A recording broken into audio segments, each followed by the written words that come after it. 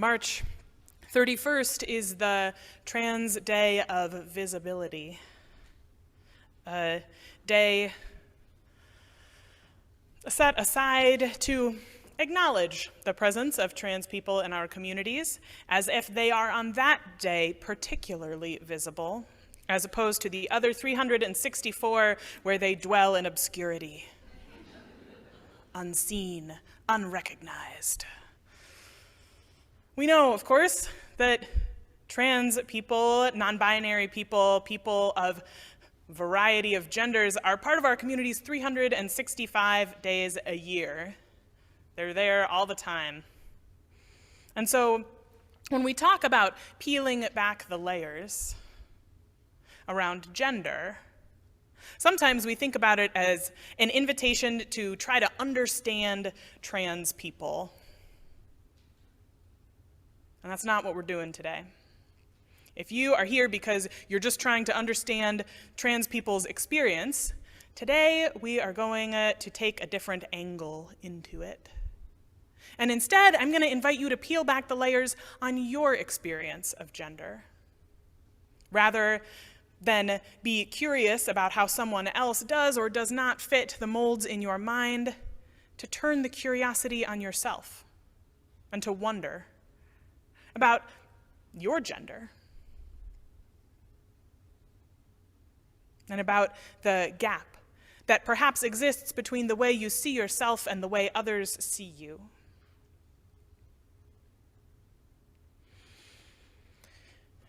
Queer theorist and professor at the University of Utah and raised Unitarian Universalist Catherine Bond Stockton has said that God is the material space between our bodies, the space that allows us to approach each other, but not fully possess each other.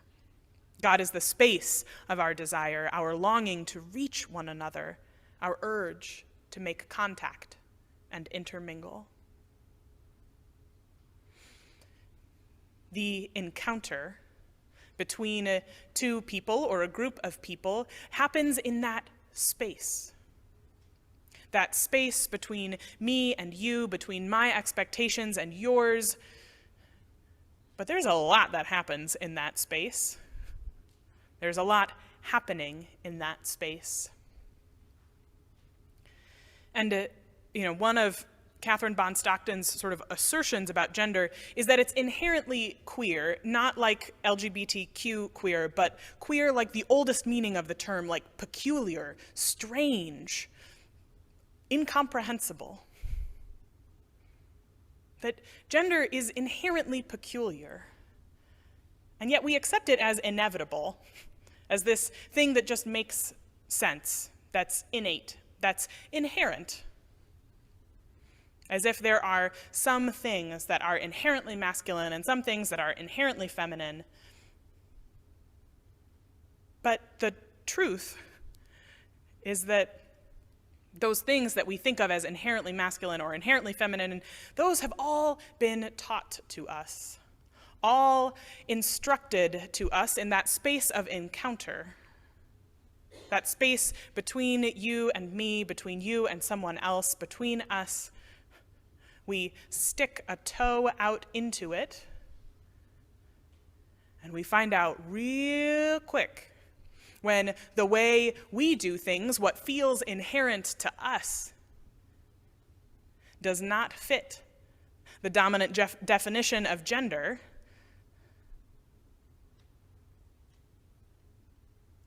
This thing that some claim is so inherent, so inevitable, so all ordained from on high, sure requires a lot of correction and instruction and defense in order to stay true.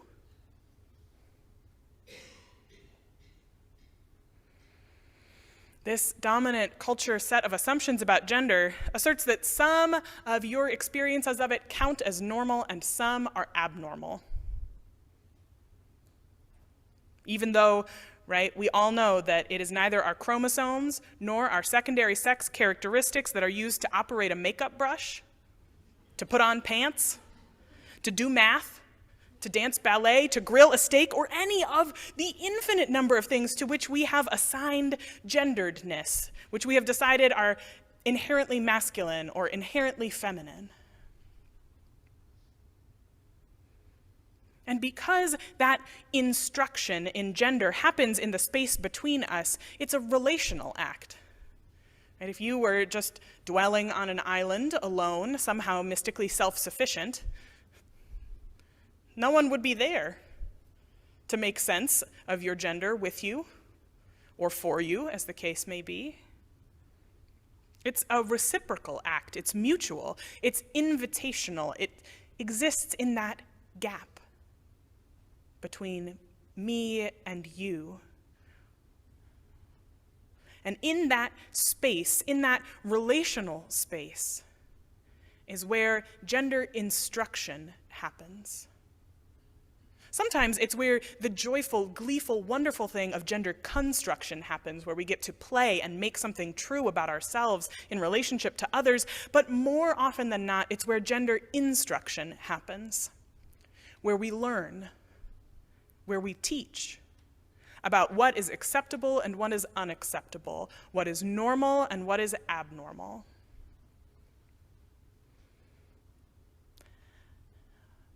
Most of our gender instruction began when we were babies. And if you have ever been present at the sonogram of a fetus, where they were finding out the gender of the baby in there, that's like a whole rabbit hole we're not going to go down. Right? You know that it begins before you're born,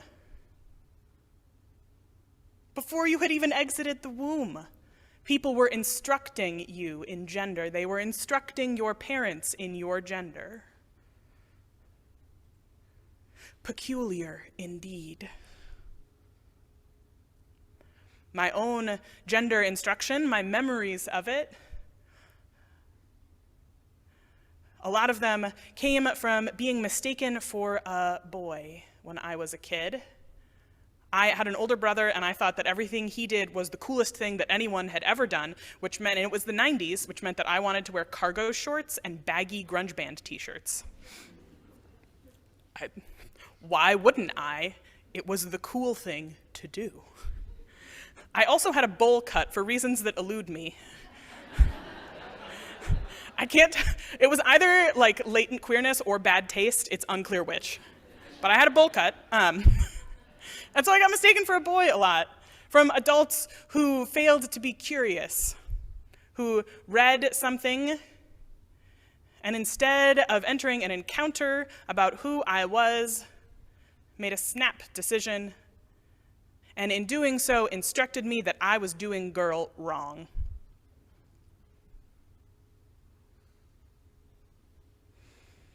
And how many of you have those memories from your childhood, where you learned that you were doing girl wrong, that you were doing boy wrong?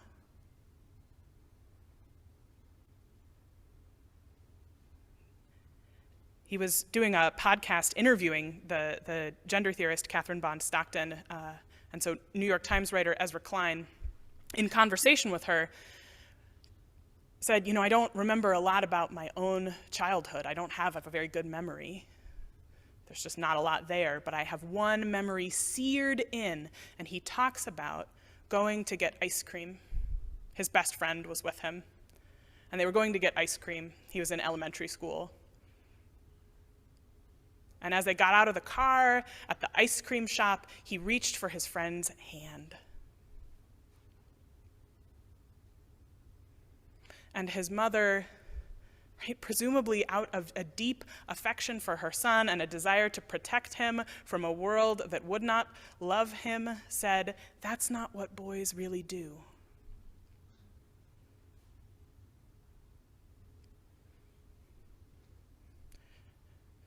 Which we know is untrue. There are cultures across the globe where men and boys hold hands socially today. We know that that's a construction. That's an instruction that we give to people. That's not something inherent in what it means to be a boy or a man.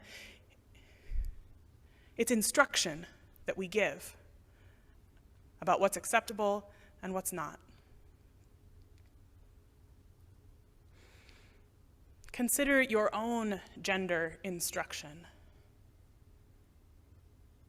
given and received, right? And if you, in this moment, I rarely like to make bold proclamations of black and white from the pulpit, but I will tell you that in this moment, if you think to yourself, I never received any gender instruction, or I've never given any gender instruction, you're wrong.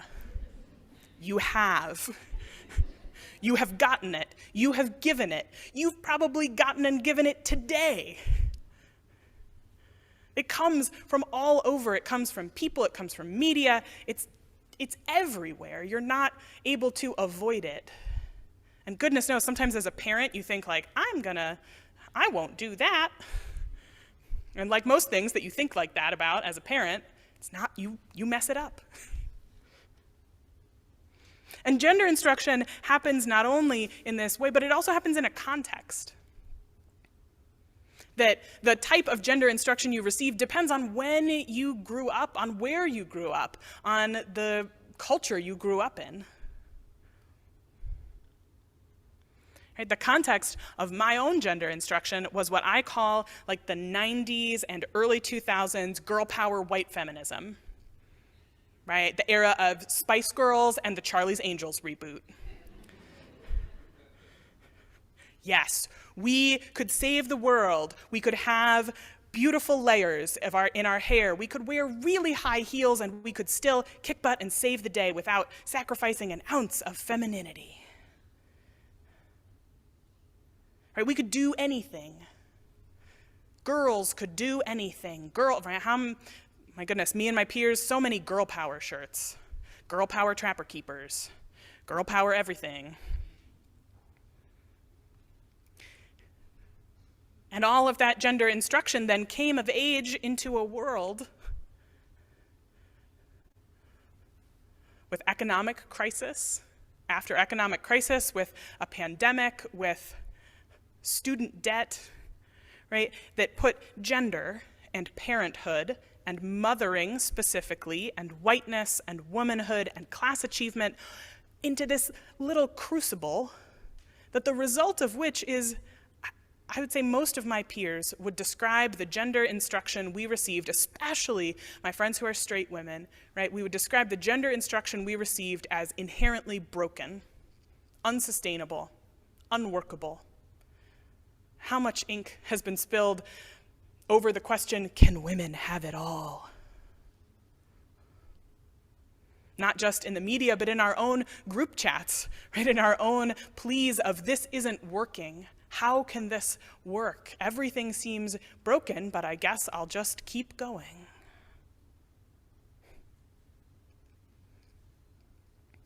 And so consider the context of your own gender instruction.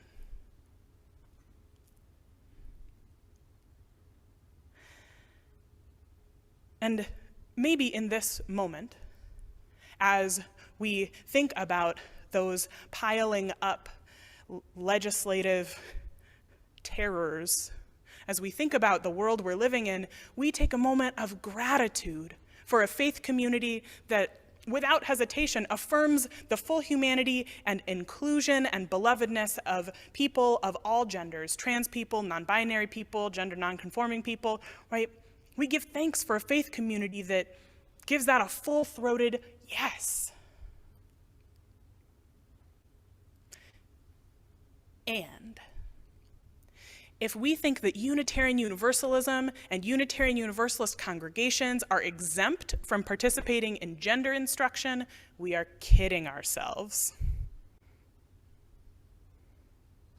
Right? We do gender instruction all the time. It's not because we're bad people, it's because it's everywhere. And we are participating in it whether we know it or not. If you are inclined to disbelieve that gender instruction happens in Unitarian Universalist communities, I will offer this non-exhaustive list of the ways I have been told that I am doing gender incorrectly in my years as a Unitarian Universalist minister. that I should smile more. It's a classic. That someone could take me seriously once they got over my funny hair. That my heels were too high for a minister. Not these heels, the heels that I could wear when I had the knees of like a 27-year-old. Now I need arch support.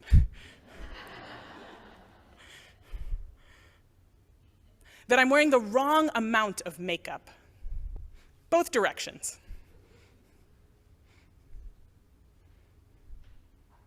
That the way my clothes fit my body is unprofessional. And that I should receive vocal coaching for the way my voice sounds. Woof. It's in us all the time. And you can rest assured that I failed to take all of those people's advice. And yet, it was a reminder that we are becoming who we want to be and that we are not yet there. That we are trying to do the right thing as Unitarian Universalists and as people of faith, but goodness, we do not get it right all the time. And some of that is because we often long when we are faced with something we don't understand fully or well or at all. We long for the answers to be imparted to us so that we can do the right thing. It's like an urge, like just send me to the right workshop. And if I could just go to the right workshop and get the right handout about trans stuff, then I would know. And then I'd be done. And then I wouldn't hurt anybody's feelings and it would all be great. How many of us have longed for that sort of certainty? That sense that we could just learn the right thing and then we'd get it right. And then we'd be done. But like any encounter across a gap in understanding, which that gap in understanding exists between any two human beings, right? When we encounter one another across a gap of understanding, there's no workshop that can tell us about how to love the specificity of someone else's experience. Because every encounter is just that, it's an encounter.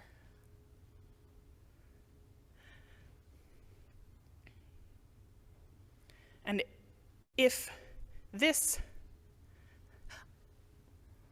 way in to a conversation about gender, this turning from curiosity about the gender of other people into curiosity about your own gendered experience, if there are ways that this provokes discomfort, or if you feel like, hey, I thought I knew what I knew, but now things feel a little wobbly, yay! Welcome. It should feel wobbly. Anything as peculiar as gender instruction should feel wobbly when we start to look at it. When we feel that discomfort, that's where we're going to go deeper. And so in that place of instability, of encounter, of God in between you and me, in between how I see myself and how you see me, and vice versa, in between how I want you to see me and how you actually see me, in that place of holy instability, it can feel uncertain what to do. We just don't want to mess it up. But rather than say, here are the things you can and can't say, and here's exactly the words you should use, I will instead invite us to remember what we know about holy encounters, about entering the sanctuary of another. We know what to do when we're on holy ground. Perhaps we hush our voices. Right? We turn down the talking and we turn up the listening. We quiet our minds and prepare to receive. That's a good thing to do when you are encountering gender in yourself or someone else. Perhaps we take off our shoes. And I mean, maybe you will literally take off your shoes, but I mean it in more of a Moses and the burning bush sense. Right? The idea that you are encountering something wonderful and arresting and strange, and that rather than run away, you pause. Ground yourself, connect to someone else, and maybe practice some humility. You're in someone else's sanctuary.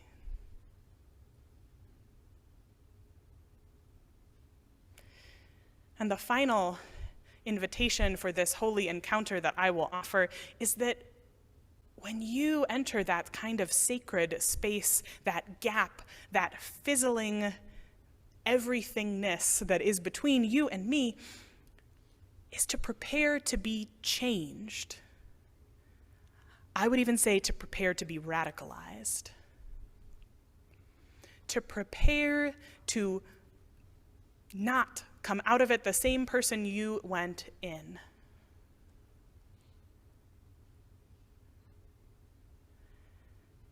Because, goodness, the stakes are higher. The stakes are higher than most of us can fathom on a day-to-day basis.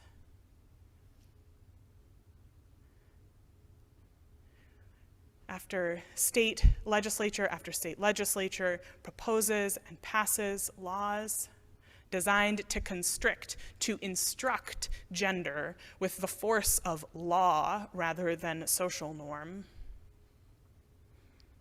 we know that our ability to be changed in that holy encounter matters more than ever.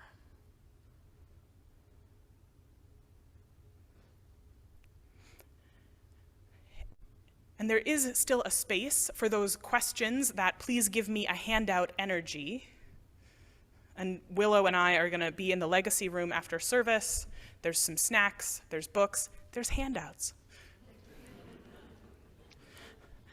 And an invitation to conversation. And the question I want to leave you with is that when we think about gender and masks, and our trans siblings and non-binary siblings and masks, we sometimes think about it, right, that it's about taking off a mask so that someone can see the real you, the true you. But the reality is that gender is an experience of masks, of invitations, clothes, makeup, hair, shoes, vocal tics and intonation, ways of being, the bag you carry, even the car you drive, right? They're all invitations for someone to encounter you in a particular way. And so it's not so much that the making of gender is about taking off a mask to meet someone as they truly are. It's about being conscientious about the mask you put on, about the invitation you are issuing to other people, about the invitation you're issuing to an encounter. May we take off our shoes on this unstable ground beneath us and encounter one another in all of our fullness. May it be so. Amen.